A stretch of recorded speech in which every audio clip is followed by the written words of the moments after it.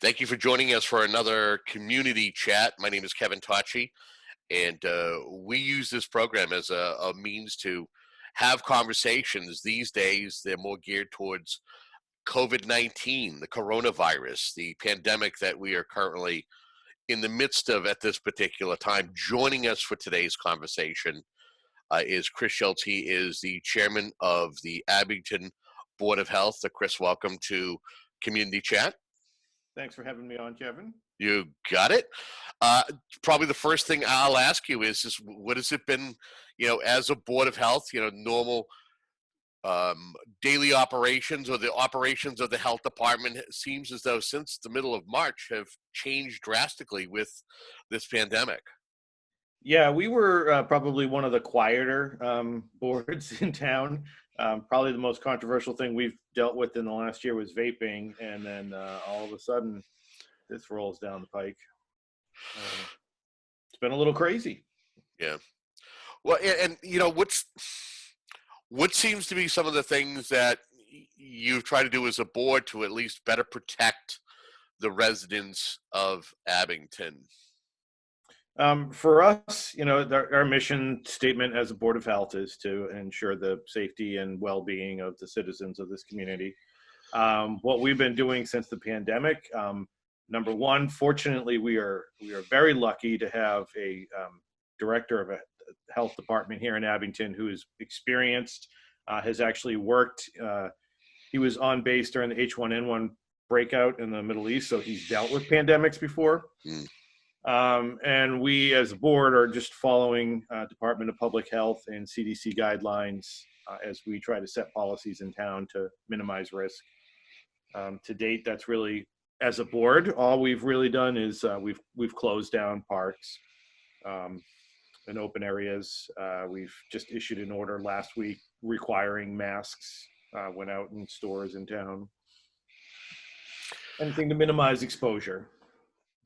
I have to ask, I have to be blunt and ask you this. And what is, your your mission statement as a board is for the betterment of the community when it comes to their health and their well-being. What do you feel have been some of the frustrating things that you've had to deal with during this crisis to kind of get everybody on board in compliance? The main thing really has been fighting misinformation. Social media, people read an article and they think they're an expert. And there's unfortunately a lot of misinformation being published online. So trying to get the facts straight, instruct people to pay attention to reliable sources like the CDC or the DPH. And at this point, we're going into our third month of this. Understandably, people are fatigued. They're tired of restrictions. People want to go back to work and resume their normal lives, which, I would kill for a haircut. So I feel people, but the more we adhere to the social distancing protocols now, the less time it's going to take for us to get back to normal. And that seems to be the biggest struggle right now. Right. So I want to make sure I get this right, because I saw something this morning on Facebook. So I shouldn't take 1 part bleach and 3 parts water and mix it and drink it, and that'll protect me from COVID-19? It may protect you in that it will no longer be a threat since you're not living, but that's a drastic route to take. I shouldn't make light of it, but you're correct in some of the things that are put out on social media that people want to share and think that they are an instant expert just because of something that they read in the New York Post or in the Globe or something like that. Is there some communities, and I don't know what your conversations are with neighboring communities and their boards of health or their health directors, and anything in regards to compliance where there's fines or something if folks aren't wearing masks or if they're not staying off an athletic field? So it's interesting. I can respond directly to the masks. I've been looking at what other communities are doing, and initially there was some confusion from the Attorney General's office because according to their website, they never said the towns couldn't require masks. They said the towns may. And then I guess they clarified that earlier in the week that towns can individually require masks. So what we've done, and I think we were just following what Randolph had put in place, is we're requiring masks when you're in any business in Abington, and there's $100 fine if it's reported. Which the idea of the fine is for people to take the mandate seriously. It's not that we're going to go out and issue tickets to every single person who's not wearing a mask. It needs to be reported. We only have one health agent who's out and able to check on compliance. But as much as people have been complaining about a fine, Whitman, our neighboring town, if a store is not in compliance on the first offense, they're shut down for 24 hours. Wow. Second offense, 48. Third, they're closed for the rest of the pandemic. So, we're trying to work with the businesses in Abington, and I would like to say on record that the businesses in Abington have largely been fantastic. Most of them have instituted these policies before we put them in place, and they've been complying as much as possible. So we get a good town. People that matter understand, and I think everybody else is just a matter of getting through all the white noise and getting the information out. Not looking for any specifics, but how do you feel Abington has been doing in regards to since we started here in regards to tests, positive tests, folks who were affected? How has Abington been doing in related to similar communities, Abington size? Our numbers are increasing still, and part of that is due to increased testing, but it is disconcerting to see that number go up. Part of the situation that we have is in Massachusetts, there are 5 hotspots, and we neighbor 2 of them. Randolph and Brockton both are just out of control with cases. And so that probably has an impact on our numbers.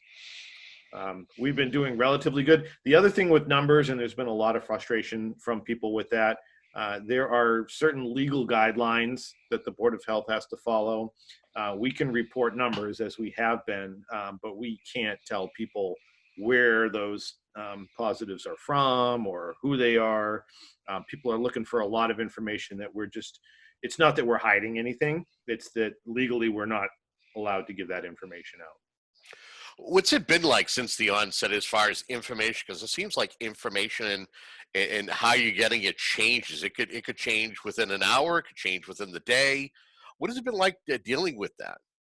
Very frustrating, and that's one of the reasons initially why when we were asked about releasing daily numbers for Abington, we were not doing it because it changes. Somebody could be reported positive and then come to find out they're not a resident. It could be a false positive. We try to update once a day, but the information we get is constantly changing.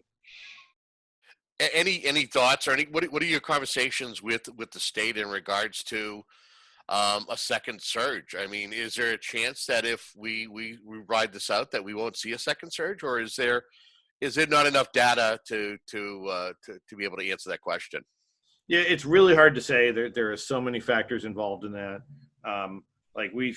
Statewide, there's been a dramatic increase in numbers. I think there was one day we went from 1,500 to 3,000 new. That was more a result of additional testing than anything else. I haven't heard anything solid yet, but I can tell you that the health agent is in daily conference calls with DPH, Region 5C, emergency planners. So any information that's available, he's getting, and then we disseminate that as makes sense. You don't want to scare people or inundate them with information they don't need either.